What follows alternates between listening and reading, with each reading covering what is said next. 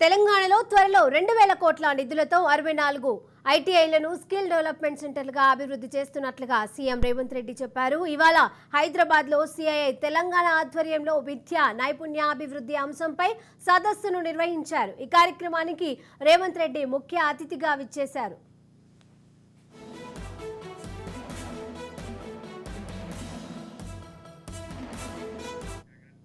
ఈ సందర్భంగా ఆయన ప్రసంగిస్తూ రాజకీయాలకు అతీతంగా చంద్రబాబు, వైఎస్, రాజశేఖర రెడ్డి, కేసీఆర్ హైదరాబాద్ అభివృద్ధిని కొనసాగించారని తెలిపారు.